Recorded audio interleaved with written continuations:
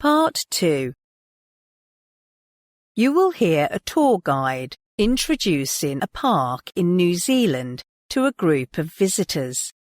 First, you have some time to look at questions 11 to 16.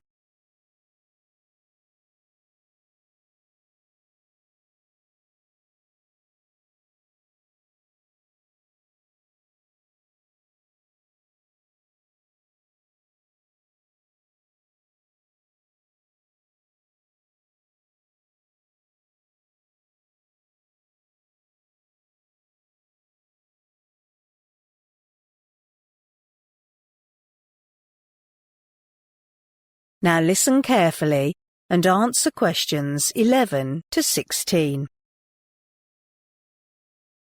Welcome to our lovely tour around Hobson Park. Visible from much of Auckland, this is a widely recognised local landmark. I hope you'll enjoy your stay here. But first, let me briefly introduce its history to you before we stroll around the park. Hobson Park is located on an island that used to be a volcano, which emerged just 600 years ago. You can still enjoy the breathtaking views of a nearby lake today. The lava flow at the end of Takapuna Beach enveloped a kauri forest. It is known to be New Zealand's only example of a fossil forest preserved in a lava flow.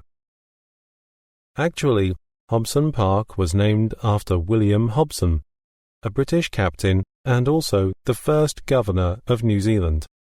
At the time, the British were making plans to claim New Zealand as a colony to ensure their trade interest. War broke out between Maori troops and government forces. After years of revolt, 2 Maori chiefs were invited to the island to restore peace. They signed a treaty and shook hands with Governor Hobson. While local tribes started to celebrate their success, the 2 Maori chiefs didn't stop promoting Maori self-determination in meetings and correspondence with the government. In 1840, Hobson chose Auckland as the site for his capital. The same year, plans for founding Hobson Park were initiated, but it was in 1842 that the park was actually created and officially opened to the public. As you can see, the park is immense. It is comprised of many natural wonders as well as artificial features.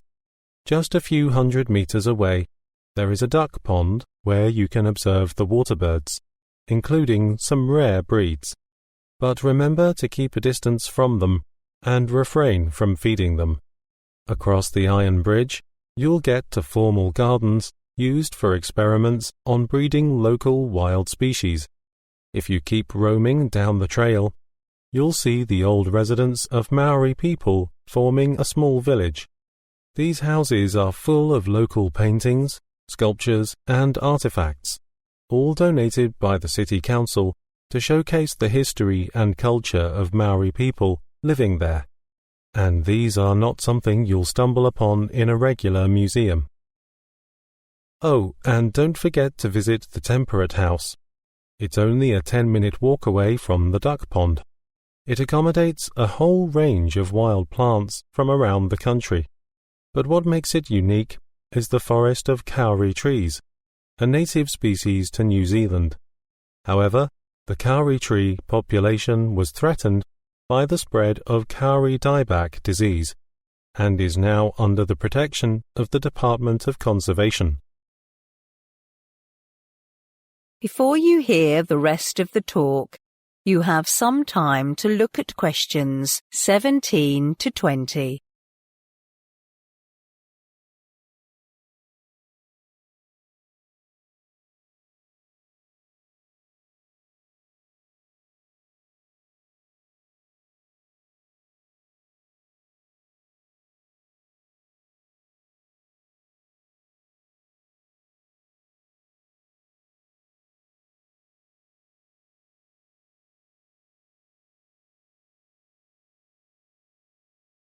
Now listen and answer questions 17 to 20. Let me point out the whereabouts of some other critical features in the park, in case you need them. If you are a plant lover and want to take some local greenery home, you may wish to visit the plant nursery, where you can choose from an extensive collection of plants, from succulents to some rare local species. It's right next to the museum on the same side of the road. There is a pine tree hill with tracks for hikers of all abilities. The whole trip takes about half an hour. There is a steep climb in places. Tread carefully and stick to the formal tracks. You'll be rewarded with great views. If you leave your car in the car park, you can see it just across the road towards George Street entry. Or, if you are an experienced hiker and want some challenge, you can choose Eagle Mountain. It offers fantastic hiking routes. It's also an ideal spot for birdwatching, with many wild species unique to New Zealand. We are right here, at the Wellington entrance. Then take the first right, and you'll see Eagle Mountain immediately to your right. If you're hungry and want to take a quick bite, there is a nearby food kiosk providing snacks and beverages. Start from the Wellington entrance, take the first left, keep walking down the road, and after the junction, where it meets a road connecting the George Street entry, you'll see it on your right. And lastly, there is a conservation area protecting kauri trees just by the Winter Garden. Unfortunately, it's currently out of bounds to the public. Okay, now, if you have anything else to ask, I'm here to help. That is the end of part 2.